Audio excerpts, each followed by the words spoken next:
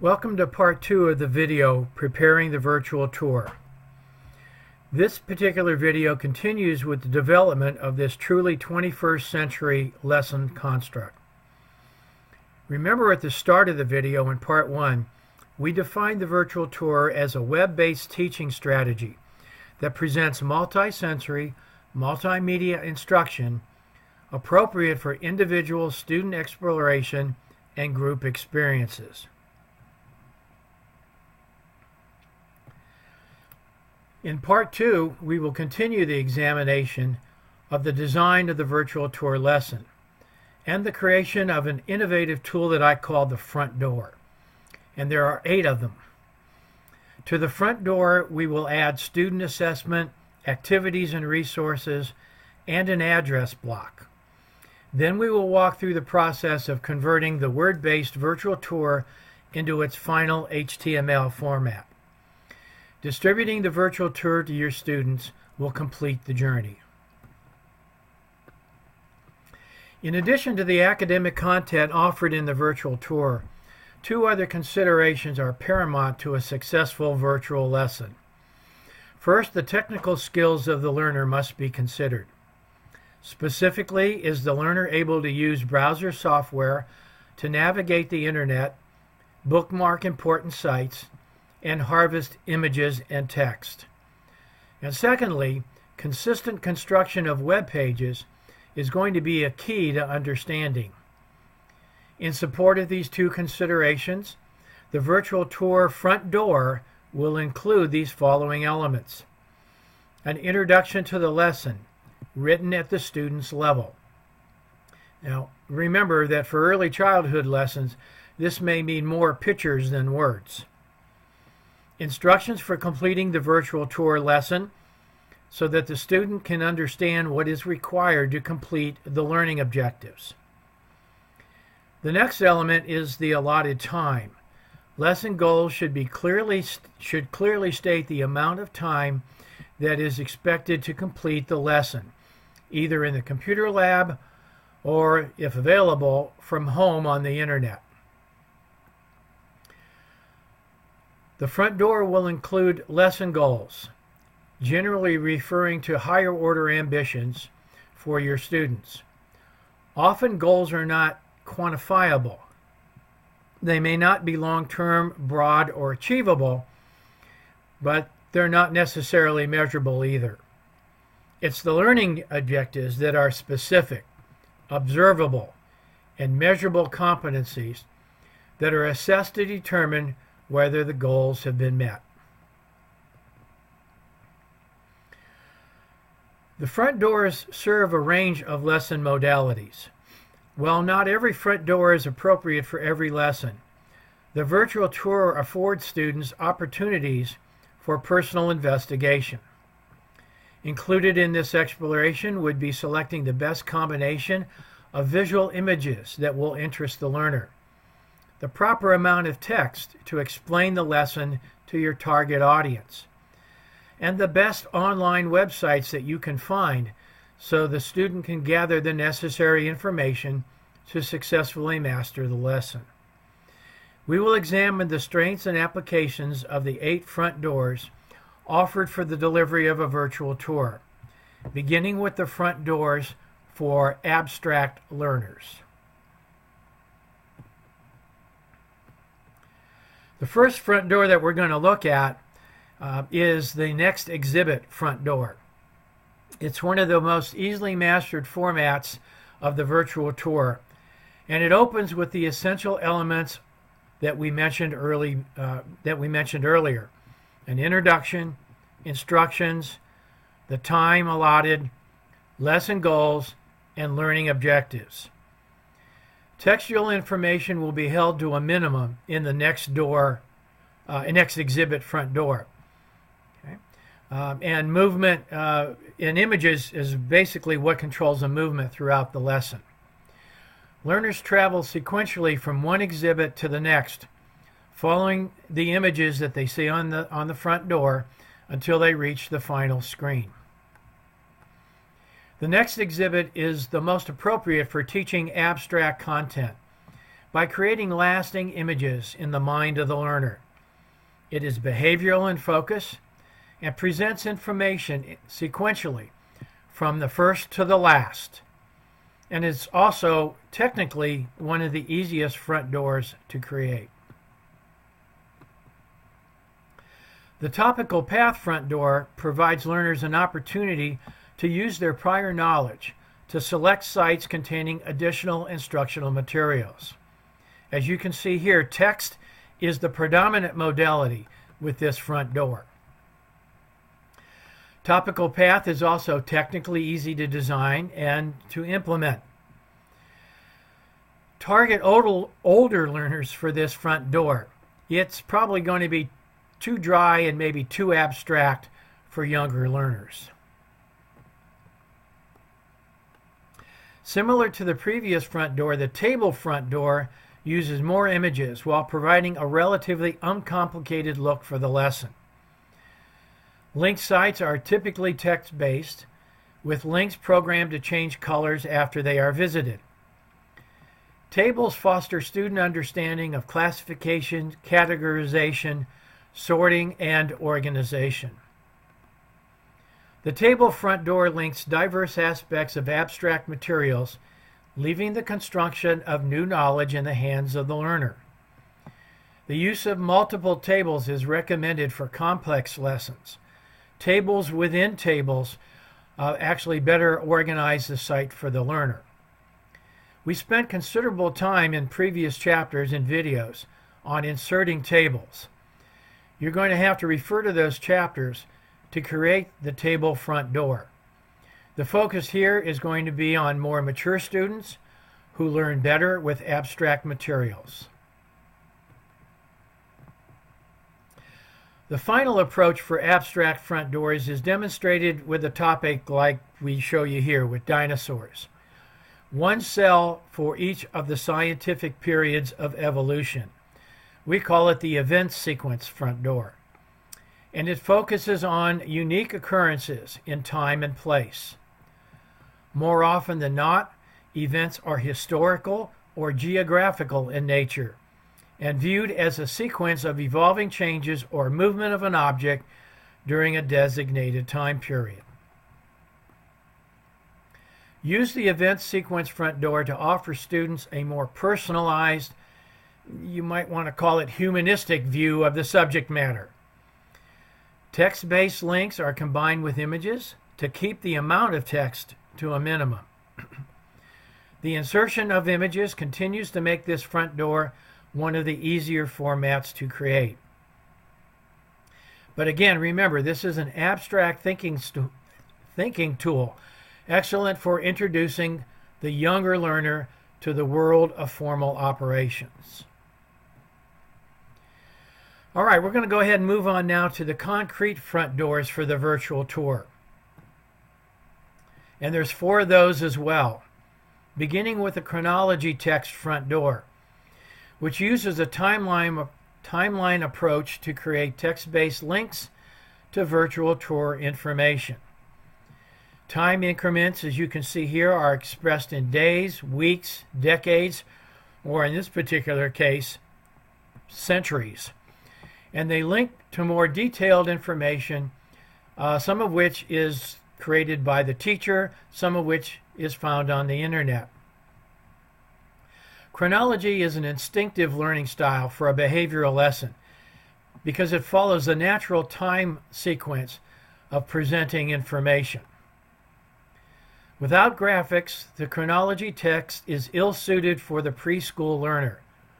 But on the other end of the spectrum, abstract learners may find this door uninteresting as well.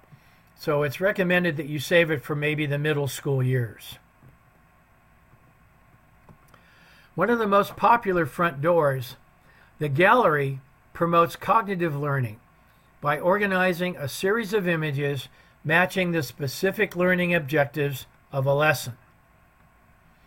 The gallery's reliance on graphics promotes concrete learning and fosters the building block approach that cognitive learners relish.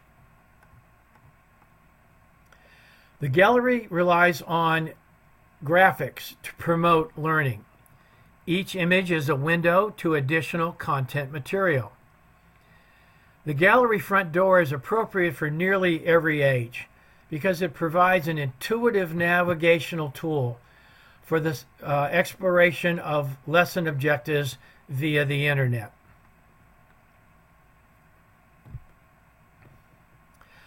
Appropriate for many age groups, the picture button front door provides a visual menu of sites for exploration.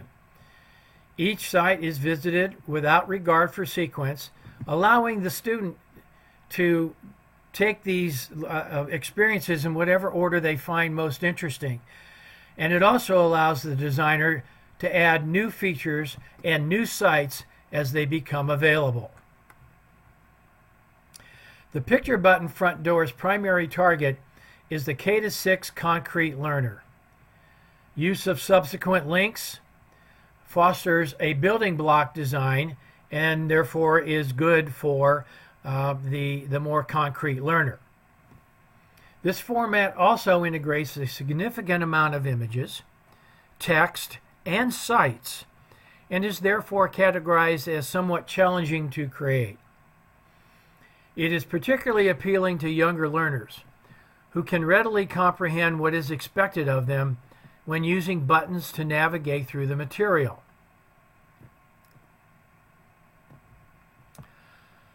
The itinerary front door is patterned after a person, or in this case, a dinosaur's, daily diary, presenting instructions as a series of related activities, appointments, experiences, or personal memories.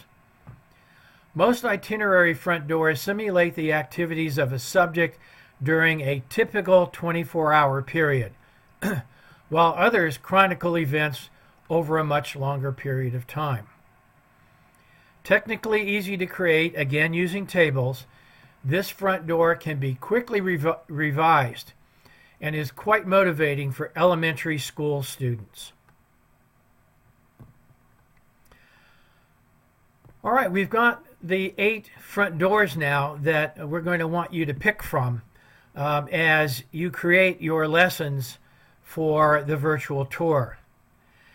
Let's turn our attention real quickly now to the student assessment page. Summative lesson assessment is provided in the virtual tour by student assessment and feedback. Students can hyperlink to other technology-made resources for assessment. In the example here, students are asked to access a hyperbook to complete a short exercise and provide feedback to the instructor. Well, the hyperbook, as you know, is an excellent vehicle to capture assessments because students can complete the word-based hyperbook, enter answers, provide feedback, and then send the completed hyperbook to the teacher as an email attachment. So for a virtual tour, using other technologies is an excellent way to provide student assessment. Similar to the hyperbook and the interactive lesson, the virtual tour can account for students who need remedial instruction in order to master the subject, as well as students who complete the instruction with demonstrated mastery before others. The virtual tour is an ideal vehicle to balance that kind of instructional workload between remedial instruction and enrichment activities. Consider using the virtual tour to add additional content and instruction for students who need to be taught in a different modality. That modality also including technology-rich materials. As with the other technology-based lessons, we're recommending that you include an address block at the end of the virtual tour and have it provide the same kind of information that we have covered in the previous multimedia materials. The address of the author, restrictions dealing with copyrights and fair use, and the created and revised dates that allow the potential user to determine the currency of the content that they're viewing. This video, Preparing Web-Based Materials, explained how Microsoft Word can be used to create web pages as easily as it does to create word processing documents. In the previous chapters, the process of creating, opening, and saving the files of a virtual tour apply here as well. To save a virtual tour, click the Save icon on the toolbar, or select File Save or File Save As in the dialog box. Remember that when saving a web page, Word will produce two files that you can see here. The HTML file, which will launch the web page, and the folder, which will contain the extensions of images and the related files, sound files, videos, and so on. Both files should appear in the same folder to ensure that the web pages work as expected.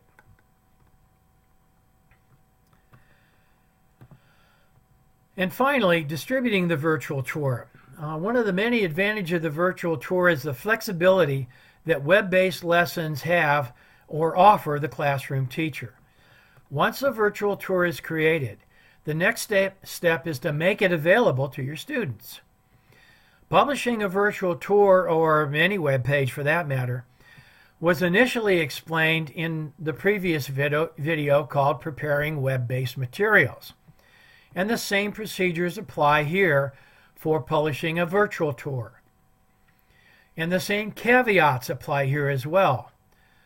To avoid problems associated with directories, all related web files and images should be placed onto a common media, either a hard drive, jump drive, or perhaps the school's website. Launching a virtual tour assumes that all internal links and graphic images are located in the same physical folder that you see here.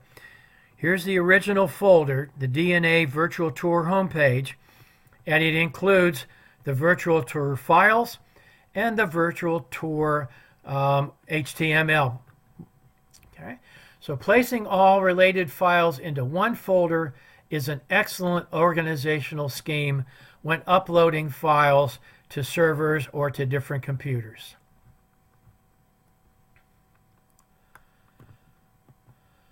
The virtual tour is an extension of a sequential learning process with content presented from first to last, simple to complex, general to specific. The cognitive teacher offers contents in progressive steps until a schema, a pattern, emerges to aid the learner in the construction of new knowledge. From a humanistic perspective, the virtual tour offers a personalized approach to learning, selecting information determined to be important to the student. And it also provides an excellent vehicle for behavioral lessons, So as you can see, the virtual tour supports all three of the major psychologies, perhaps better than any of the other teaching strategies we have looked at before. The design of the virtual tour is the newest strategy for linking literally millions of content sites that add images, sounds, videos, and video material to an instructional lesson. Using this feature explained in this video and supported by Chapter 11 of the text, you are ready to start the design and development of your own virtual tour.